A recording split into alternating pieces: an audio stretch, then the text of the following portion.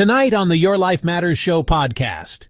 Well, I mean, like you said, it financially it determines, is this person going to, the best place or not the best place? Or is this person, here's something I see a lot. A I'll have a client who is depressed and I'm treating them for depression, so I make a referral to a physician, for them to be evaluated for medication. They get evaluated for medication. The doctor prescribes usually a name brand drug and they end up getting a generic. And the thing is that, it's just everything is about cutting pennies. Behind every struggle, there's a story, and every story deserves to be heard. This is the Your Life Matters Show podcast. Your hosts are Steve Hodgson and licensed psychotherapist Dr. Eric L. Davis.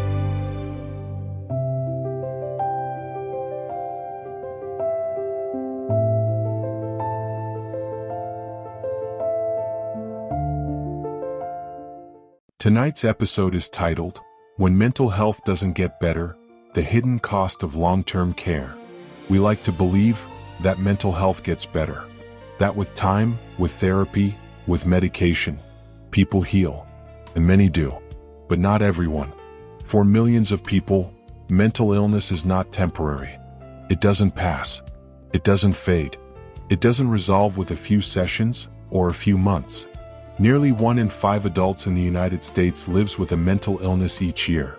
The number of people reporting common mental health problems increased by 45% between 1993 and 2023.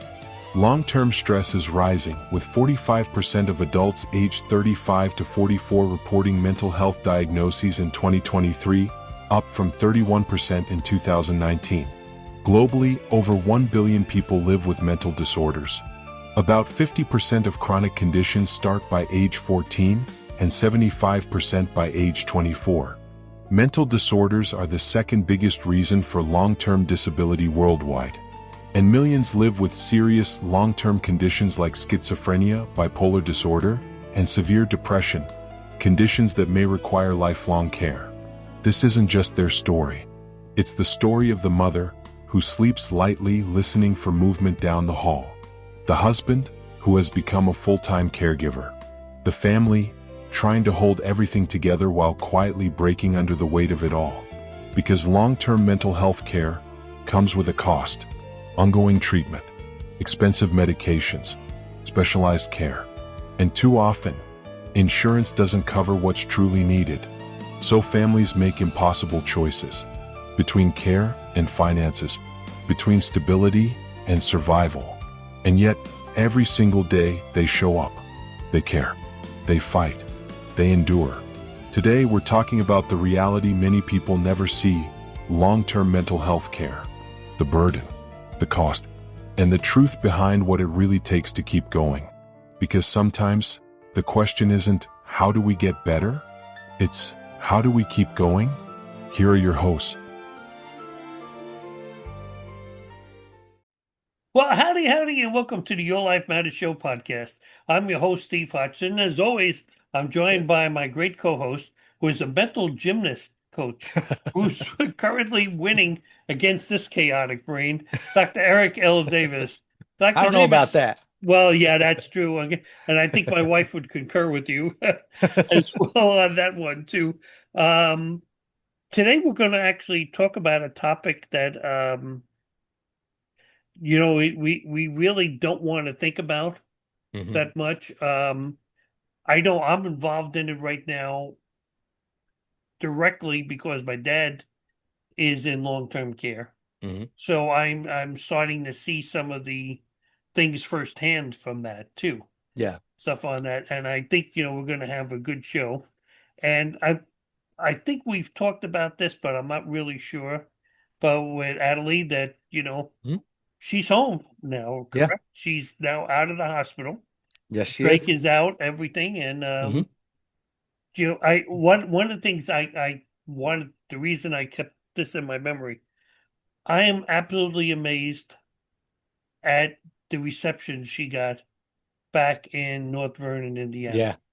Yeah, Okay. that was definitely humbling. Yes. It was humbling to me. Me Okay. too. Because I mean, I lived like right down there, and Hmm. I know a lot of people, on Facebook, seen they were praying, and it's interesting because when your brother or your sister-in-law would post something up, Yeah. I would read some of the replies before I replied to it, comments, and I'd see the people that were replying. And it's like, okay, yeah, I know them. Oh, wow, they were involved in. Uh-huh. But I mean, the fire department, police department, Yeah. students outside of schools, churches. I mean, everybody, gave her a welcome home that was amazing. I was talking to some of my clients actually, and they were asking about her and her being home, and they were just curious. And I was telling them that honestly, it has been the most horrendous and beautiful experience I've ever had in my life. I mean, honestly, talk about just different ends of the spectrum, just complete crushing devastation to just overwhelming joy. Yeah, Just such you an and I amazing had thing. those conversations before we went on air a few Yeah. times, and Hmm. I still remember the gut, the feeling I had in my gut because it's still there, you Yeah. know, from some of the conversations we were having, Hmm. and I mean, it broke my heart completely, Yeah. and it's even worse when I'm all the way here, down here in Florida, where, by the way, folks, it's hot. Okay, it was 98 Not here. degrees yesterday. Okay, 98 in my car. Okay, Whoa. yesterday, yes, it was. And right now, I look, what we just before we started recording, it's 92 and it's like 12:20 right now. So Whoa, man, that's yeah, going to be a hot day. well, I can tell you when I went out to water the flowers this morning, which I do every morning, um, at 9:15 or so in there, it was hot already. Thank God there was a little breeze when I was Hmm. out there, but it was hot. I stepped outside the garage and I was like, whoa. I was like, man, this is like really, really hot already. And it's very early in the day. So before we go too far, I ask that you give a close listen to our great sponsor, Waypost Counseling. Do you sometimes go through life and begin to think maybe something in your life feels off? Not broken, not falling apart, just heavier than it used to be. Stress, anxiety, thoughts that don't quiet down. Or maybe it's your relationship, conversations turning into arguments, distance growing where connection used to be, and you're not sure how to get back. Or maybe it's something more private, like gambling, something that started small, but now it's affecting your finances, your relationships, your peace of mind. And you keep telling yourself, I'll figure it out. But it hasn't gotten easier. The truth is, you don't have to do this alone. At Waypost Counseling, help is available for individuals, for couples, and for those struggling with addiction. And you don't even have to leave your home. If you're watching this right now, here's your reason to ask for help. We offer secure online sessions. You can talk to someone from a place that feels safe and private. No pressure, no judgment, just a conversation that could change everything. If something in you is saying, are they talking about me? Maybe it's time. It's time to listen to that voice inside that is begging you to relieve the stress and anxiety and make the call. Waypost Counseling. Dial 317-762-0904 or dial 317-659-0179.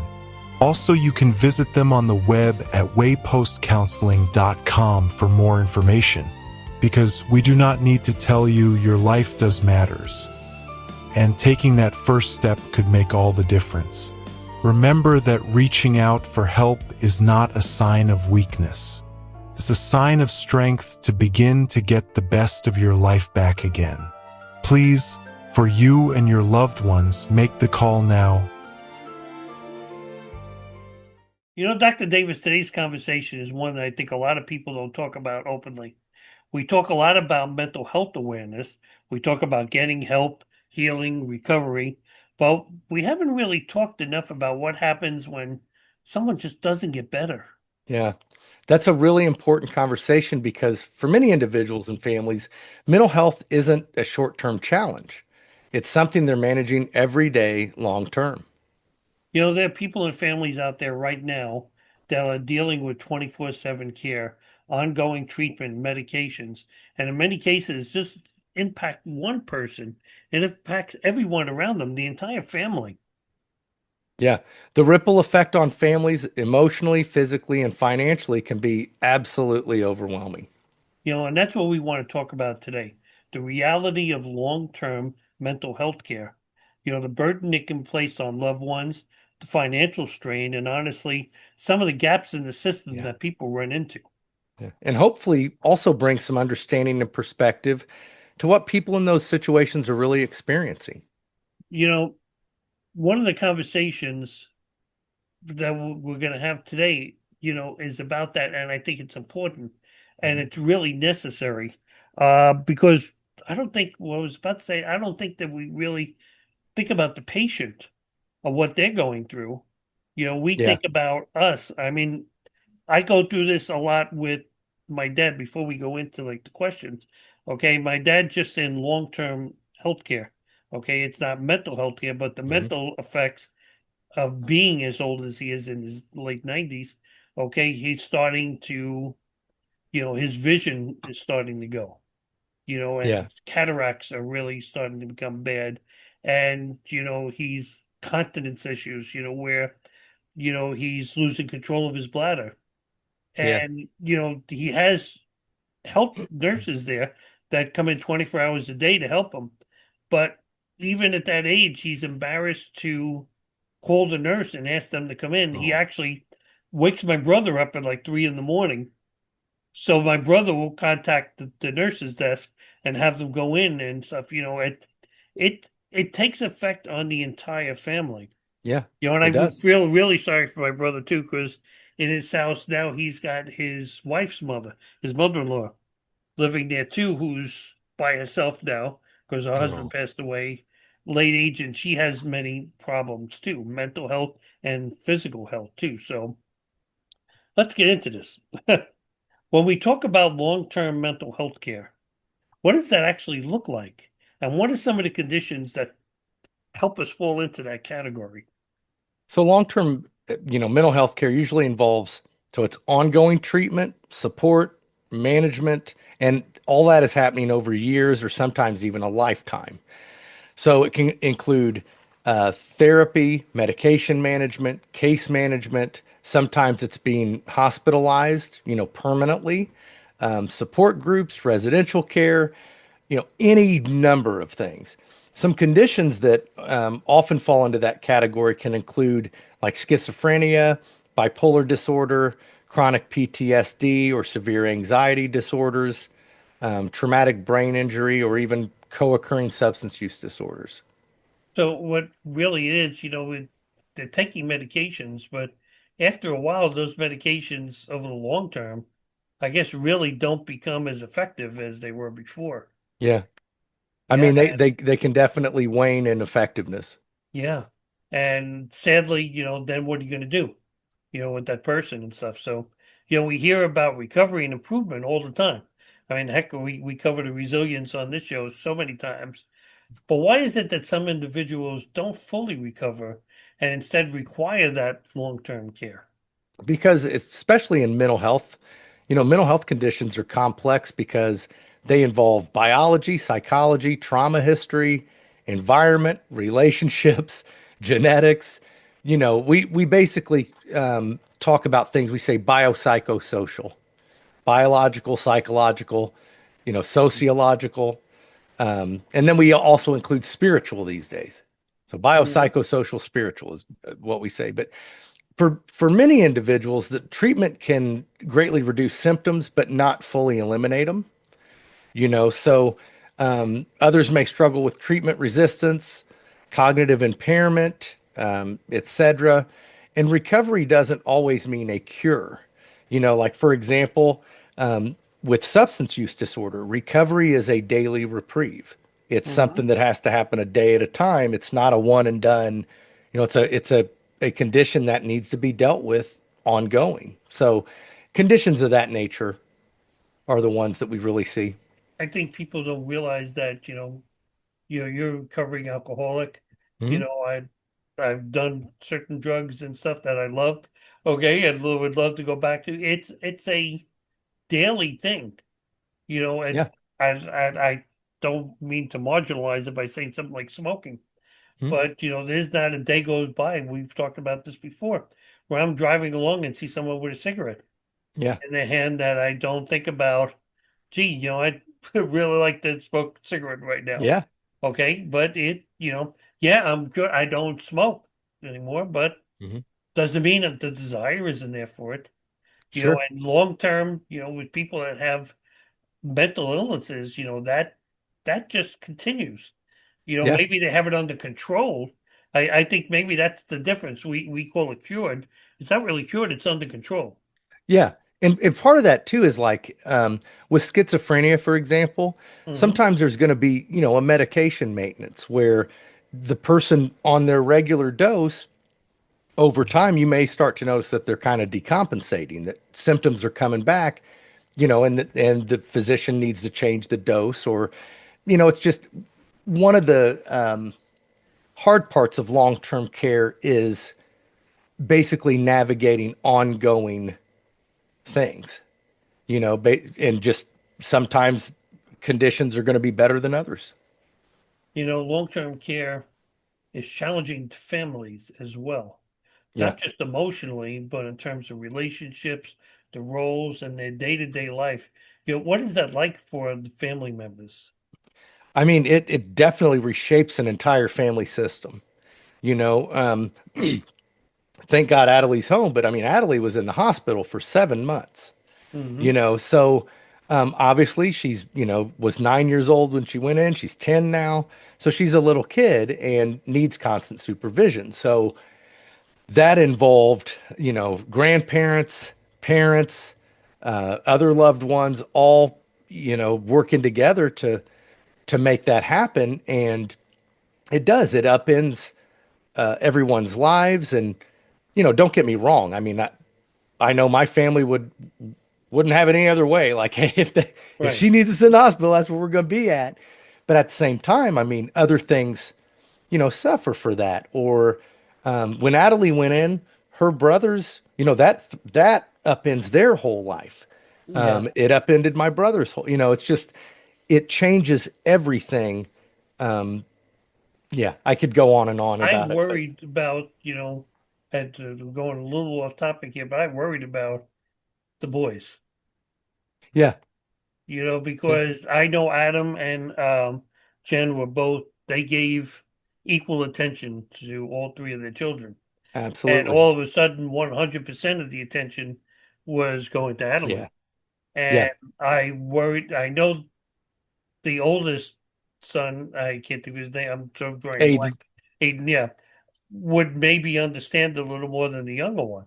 mhm, But, yeah, it had to be tough on them to get absolutely, past that, and that's what we're talking about here, folks. Long-term care affects everyone.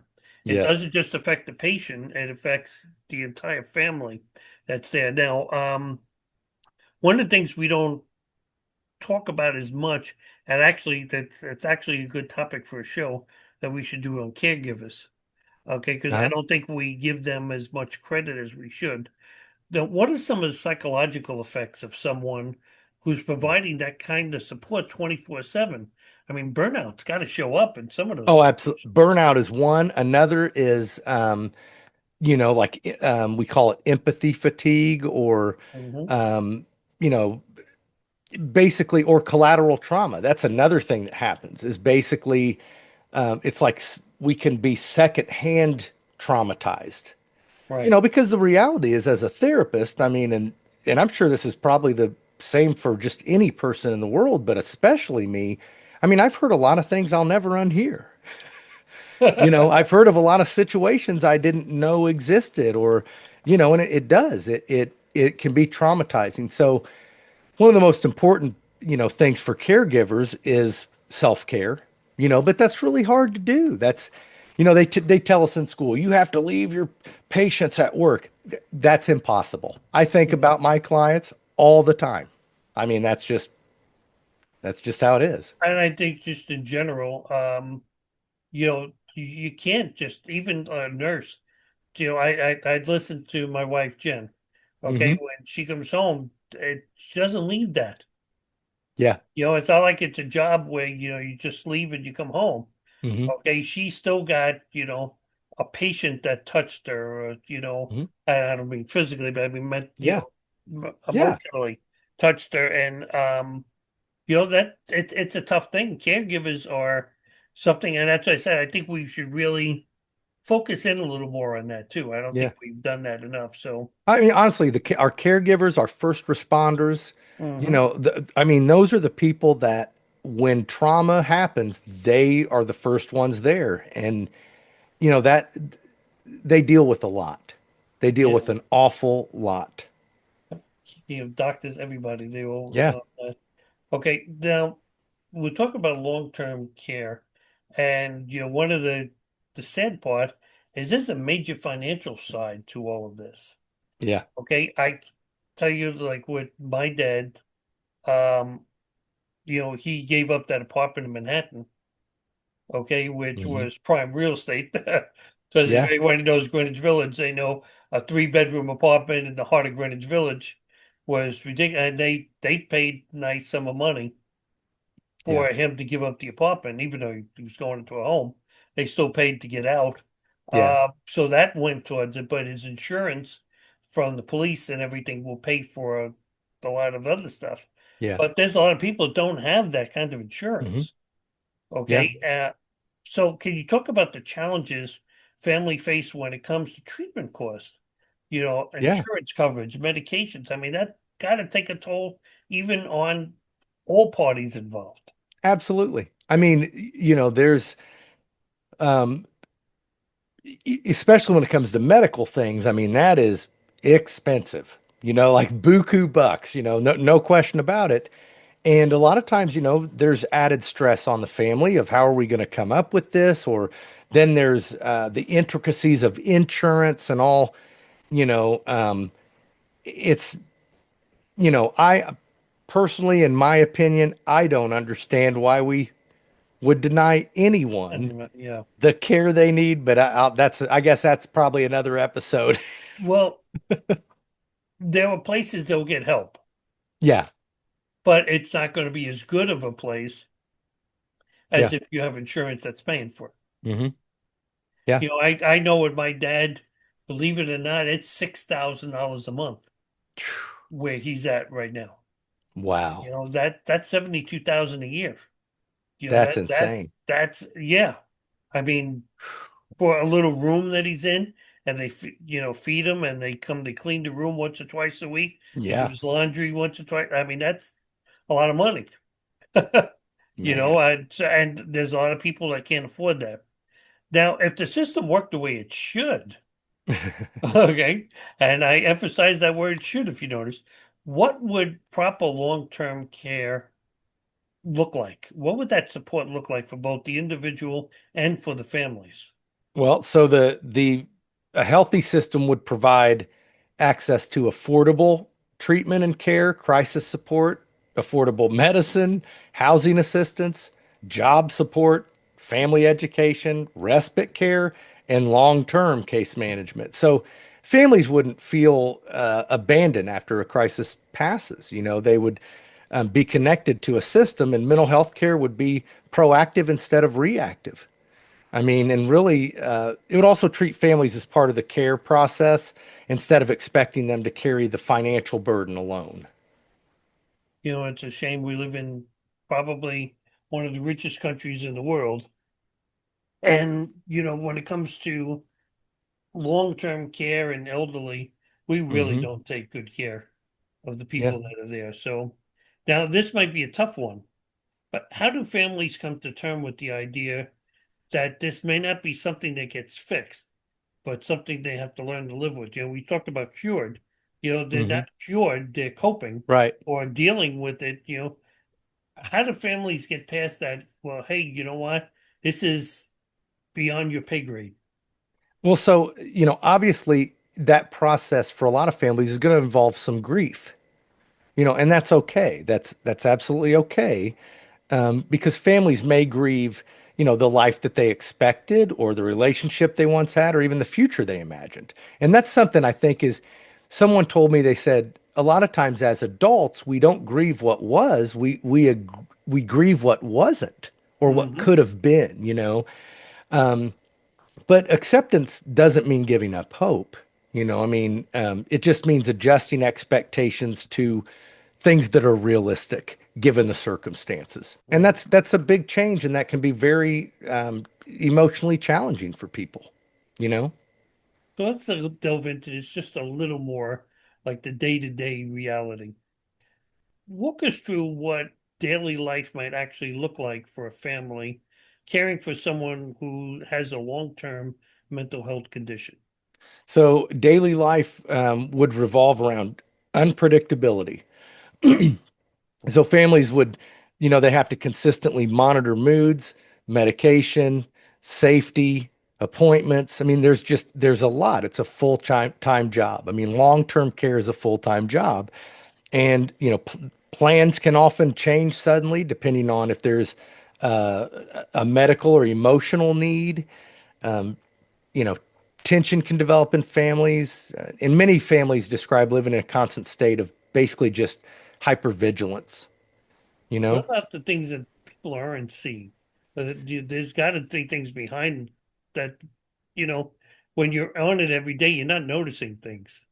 I think that, the exhaustion, I can tell you, um, with my family, there's definitely, with that relief comes almost like a letdown.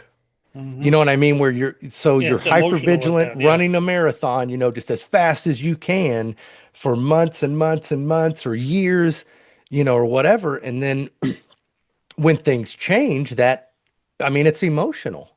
It's emotional, it's physical. It affects people on a deep, deep level. I mean, really, you know? It's interesting. Sometimes I watch my phone because once a day I hear from my brother. He'll text me. It's Yeah. sometimes late at night, sometimes during the day. But it's like, okay, what is today going to bring? And I'm sure that he's looked at it the same way. What kind of text is he going to get today? Yeah. Because it's tough. And it probably leads me into the next question. Okay, at what point does a loved one stop becoming a parent or a spouse or a child and become someone that you're a full-time caregiver to? Mhm. I mean, it happens gradually, typically, where at first, people help out of love and concern, but over time, the support becomes more constant, demanding, and emotionally consuming, and eventually, the relationship can become heavily centered around the caretaking responsibilities. So it's not something that necessarily happens overnight, but it does transition. Things transition, and that can create grief. Like I was saying. They People may feel like they've lost part of that relationship that they once had. Yeah, I imagine, there's a lot of emotional conflict, love, frustration, guilt, resentment, and Sure. stuff. So how do people process those feelings without feeling like they're doing something wrong? I think what I always tell people is that, having those emotions is completely normal. Like that's not wrong. When you love somebody deeply and feel exhausted by the responsibility, I mean, that's normal. If a responsibility is existing. So a lot of times caregivers will judge themselves really harshly, for having human emotional reactions. And, the key is just understanding that frustration does not equal a lack of love.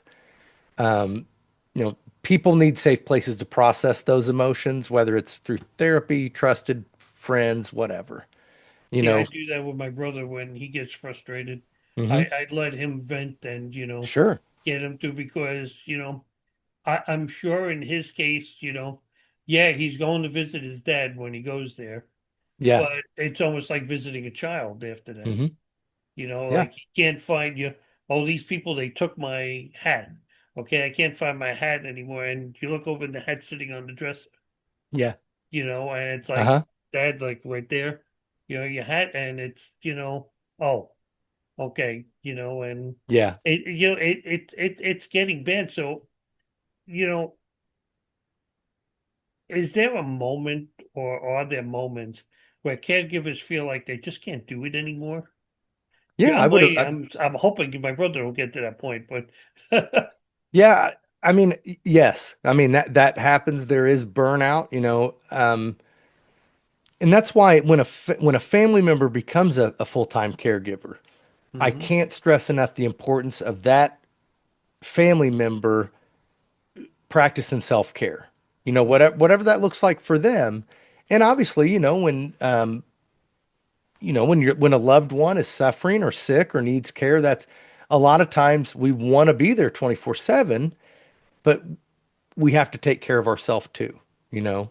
And You know, it's a balancing act. It's really hard.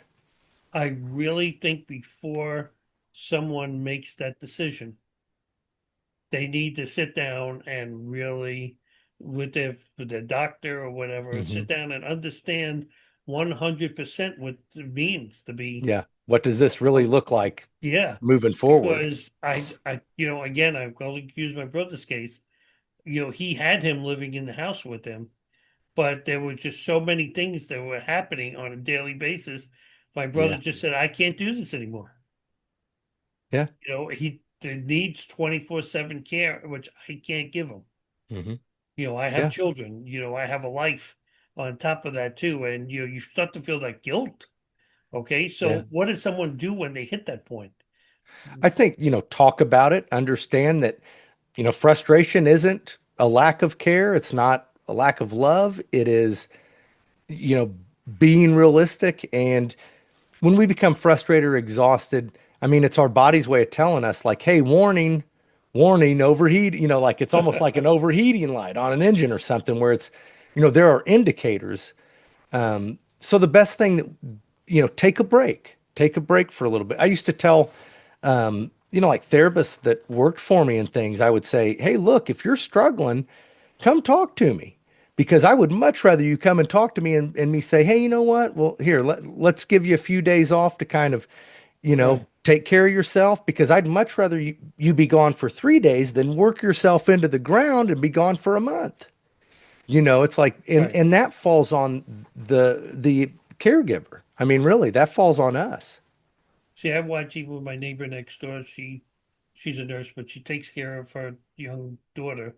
Hmm. And in the morning when I go out and water, she's sitting outside as the kid's still asleep and stuff like that. And Yeah, she's just taking a few minutes for herself sure. for the Yeah, day. And, I get that. I mean, yeah, I really, really do. I almost feel sorry because I got her past like almost right where she's sitting, even to say hello to her in the morning to take her out of, her yeah. time, because that's an important thing, for having their time. Um, So let's talk about the system itself for a Okay. minute. Why is it so difficult for families to get consistent long-term support when they clearly need it? I think a lot of times because most of our system is set up as being like like crisis driven rather than prevention driven, it's not an easy fix. I mean, that's, so I'll say that I don't know what all of these solutions are, but I know they're not easy ones because it's a big system and it is what it is. But like any So, other system, it's based on greed a little bit too. well, absolutely, yeah. Yeah. I was trying to leave all that part out. Well, yeah, but I think, it's the sad part of that Yeah. is that, yeah, we can do A, B, and C, but it's Hmm. going to cost that much more money. Yeah. I mean, and that is the part that is the most frustrating for me as a helping professional is that, Hmm. you know, sometimes the only thing separating a person from life-saving stuff is money. Yeah. That's just terrible. I'm sorry. That's awful. Now, what are some of the problems or challenges, I shouldn't say problems, people face with medications, whether it be cost, side effects, or even staying consistent with them? all of the above. I mean, honestly, it's, um, you have all of these, there's the patient and the helper or prescriber, whoever, and then you have all these other entities involved, like the insurance company deciding, basically deciding whether they'll support the doctor that's treating the person in their decision or not, which it shouldn't be that way. And then on top of that, you have insurance companies, huge corporations, hospitals, huge drug companies. It's just way too many cooks in the kitchen for it to Right. be effective. Ultimately, honestly, that's my opinion. It's too complicated. Are families being forced to make decisions when it comes to care based on financial? Oh yeah, yeah, way more often than should ever happen. Absolutely. But so what impact does that have on long-term care? Well, I mean, like you said, it financially it determines, is this person going to, the best place or not the best place? Or Right. is this person, like, um, here's something I see a lot. A I'll have a client who is depressed and I'm treating them for depression, so I make a referral to a physician, for them to be evaluated for medication. They get evaluated for medication. The doctor prescribes usually a name brand drug and they end up getting a generic. And the thing is that, like it's just everything is about cutting pennies, Hmm. you know? And that's the frustrating part for me. And I know, a lot of physicians that I know, a lot of nurses, a lot, any helping professional, a lot of us, I mean, we feel like there's way too many people involved in the decision making that we went to school to do for our clients and our People, patients. you said the word right there, people, Hmm. non-medical people. Yep. You know, luckily Jen doesn't deal with migraines anymore. But I remember she was taking this stuff called Emgality. Uh-huh. And Emgality worked fantastic for migraine. She went from having like 12 a month to zero. Wow. Okay. And she had to go every 6 months to the doctor, had to redo the prescription and they ran a couple of tests. But then the insurance company decided they weren't going to pay for it anymore. Oh yeah.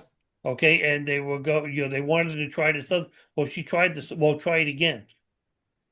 Yeah. It's like, why am I going to try it again? We tried it, it didn't work, and I ended up having worse migraines from it. Yeah. It comes down to a pencil pusher somewhere saying, here's how we can save a few bucks. Yeah. Yeah. Forget I mean, about and your that's health. that's the frustrating part for me and for any helping professional because I'm sitting there looking directly at the patient. Hmm. I'm looking at the person being affected and the loved ones around them that are being affected by these things. Yeah, and it's a sad thing. It is. From your experience, what truly helps families through all these situations? Not clinically, but practically, emotionally. Honestly, having support, obviously lots of support, educating themselves on, whatever the condition or conditions are and learning everything they can about it. And also, I think even more importantly than all of that, having realistic expectations. There's a saying that I share a lot: expectations are pre-planned resentments. Hmm. And really what I'm saying by that is we can set ourselves up by having unrealistic expectations. You know, um, Well, that would bring me like to my next question anyway. It's a great segue about hope. People, if someone's improvement's limited or even mhm. uncertain, how do they keep that hope? I can tell you that a really amazing guy who just so happens to be my little brother, Dr. Adam Davis, what I remember him saying many times, he would say, you know what? If the best we can hope for is the best worst, then I'll take it. Yeah. And I mean, really, it's like, okay, what's the best case scenario? We'll take it. I mean, and that's a lot easier said than done. But I think that practicing some level of acceptance is important. It really is. And that's hard to do. That's hurtful a lot of times. It's Well, painful. even using that same scenario, Hmm. what's the question families in this situation are thinking, but are really afraid to ask out loud? I think they're probably thinking, not only what does this look like for this person who's dealing with this ailment or condition or whatever it is, but what does this mean for our family? What does this mean for all of us? Because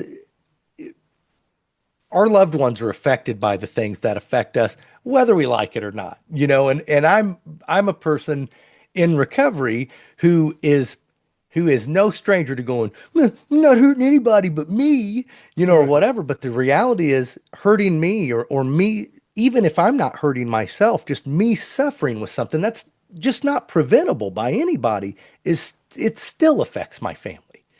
If my kids are sick, it affects me. I mean, like, because I have to see them sick. I have to see, I don't like that. I don't want to see that. So it plays a big role and has a drastic effect, and it's traumatizing. That's the truth. A lot of times, even best case scenarios are very traumatizing just going through them. Well, folks, it's that time again. Yes, It's the lightning round. it's that lightning round. Now, for those who are unfamiliar, okay, and that just means you haven't watched the show at all, okay, and you should be spanked for that, okay. But I'll ask Dr. Davis 10 questions, and what he's going to do is give me 1 or 2 word or short answers to the questions. Okay, so we got 10 of them. So here's the first one. First word that comes to mind when you hear caregiver burnout. Exhaustion, Now, is long-term mental health care more emotionally exhausting or physically exhausting? emotionally. One thing caregivers need to hear but rarely do. Thank you. You make a difference. Is it harder to manage long-term care, the condition itself or the system around it? The system. The biggest misconception people have about severe mental illness. I think the stigma, I think that's the thing that person is, this person is dealing with a mental health diagnosis because they did something wrong or they deserve it. I mean, that, what I can tell you as a therapist, some of the most amazing, wonderful, most loving, I mean, greatest people on earth struggle with mental health stuff. Yeah. It's not because they're a bad person. And it's not something that they did either. Okay. No. It's the way it is. Okay. Is it okay for caregivers to feel frustration or resentment?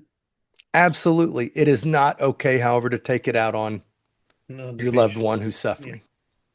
Number 7, one small thing a caregiver can do today to protect their own mental health. I think honestly, you said it best. Take 10 minutes for yourself, Mm-hmm. whether that's in the morning, the evening, but make sure you are taking just a small little piece of time just to let the steam roll off and Right. kind of collect your thoughts. And I think even with my wife, I think a lot of the frustrations at work she takes out on the ride home Yeah. when she's driving home. It's a good place to let Mhm. that go. Now, medication, is it a helpful lifeline or a complicated challenge? Both. Yeah. Number 9, what matters more long term? Well, okay, let me rephrase that. What matters more in the long term, professional care or family support? Family support, In one sentence, what does strength really look like for someone living this every single day? making it. I mean, honestly, I think that, making it through the day, um, continuing to show up, continuing to do the best you can. I mean, that when we talk about situations like long-term care or something, these are situations that, um, you all you can expect of yourself is to do the best you can with what you have. So if your expectation is, this is gonna take one day, and like you have to get those thoughts. Things are long-term care is very fluid, and things change very often. and so just understanding that that's what to expect, I think is a good thing that um, a good way of describing strength is just expecting realistic, realistic things. So if their families, let's say they're listening to this right now, uh, what do you want them to take away from this conversation we're having today? You know, that it's normal to feel like others may not understand. A lot of times when it's, caring for a family member and, a lot of those things, it's the family that steps in, typically it's the immediate family or that immediate circle, that they are, that's the best they can do. I mean, what else can they do? Well, then what about the person that's struggling right now? Okay, it's overwhelmed, exhausted. Okay, maybe they even feel, a lot of times people they even feel alone Mhm. in all of this. What would you say directly to them? That being exhausted is okay and that it's afraid to ask for help. It's afraid, like it's okay to ask for help. You don't have to be afraid. You can talk about it. There are other people dealing with very similar, whatever we're dealing with. There are others in the world dealing with extremely similar, if not exactly the same types of things. And a lot of times, just reaching out and asking for some help or some guidance. I've gotten some of the best guidance from just regular people. You know what I mean? I really have friends who were Do you dealing think with something similar to what I was going through. do you think that people think that they're the only ones that are going through that? Sometimes, I think sometimes, because, especially when you're isolated, or um, I know like for Adelie, that her world was a hospital room for months. Yeah. That was her world. And there were other kids all around, but they weren't in her room. You know what I Right. mean? So it can be very isolating. If the person, is sick with something that's contagious or something, they may have to be isolated. So I think a lot of times people will kind of feel like they're alone, but they rarely ever are if they look for the connection. Do you think they feel like they're a failure if Sometimes, they go to yeah, ask for support yep, or I for think help? so. Yeah, because there's that stigma. A lot of times as men, even it's I'm not supposed to ask for Mhm. help or have any Right. emotions or show weakness. I mean, and that Directions, who needs directions? yeah, I mean, and what that really does is it keeps us from help that could help that could make a Mhm. difference. I mean, that's the thing. The only difference between me sitting here right now and someone struggling with substance use disorder who may potentially pass away today is I asked for help and accepted it. That's it. It wasn't anything I did special or like I am no better or worse than anyone else. It was I just accepted the help that was offered. I looked for it. You know what I mean? That was really it. You know, today, I mean, we really talked on this show a lot about strength, Hmm. okay? Because a lot of what we're going to be dealing with long-term care, everyone involved has to be strong, whether it be Yeah. family or the patient. Okay, how would you define strength for someone who's living with and or caring for long-term mental health challenges? Strength it's more than just pretending everything is okay. It's really taking a brutally honest, hard look at what is going on, and really taking a look at it and understanding that, I think one of the most important things that families can do is understand that if it's a long-term care situation, it is going to be emotional, and that is okay. You know what I mean? Like, and you are going to experience weird emotions sometimes, and you may, feel irritated about something that you're like, why did that? But, those weird things are normal. Try not to let those things knock you off your square and try to stay resilient and plugged into your support. And even to that patient that's feeling all of that Oh, too. I mean, absolutely. they go through a unique set of challenges. I don't think anyone wants to be a burden on somebody else. Yeah. And they're already dealing with the mental health illness, and now they're dealing with that on Yeah. top of that, and having, like said with my dad's position, someone having to help him to the bathroom, and stuff. I get it. Yeah. I really, really get it. So I want to ask one final question before we All wrap right. up the episode. Okay, when the road is, I feel like I should be, and the road is long. Okay, when the road is long, uncertain, and doesn't always get easier, where does that hope inside of you come from? It really comes from, the things that are inside of us, faith, connection, support. The thing is, like, if let me give you an example. Let's say lightning, it's been rainy here today in Indianapolis. Let's say a lightning bolt, hits a big tree in my yard and it falls over and smashes something or whatever. I mean, that can feel like a really hopeless situation, and it's like, well, I can't lift this tree myself, but the thing is, if I ask for help, it's not a showstopper. You know what I mean? It's not a game changer.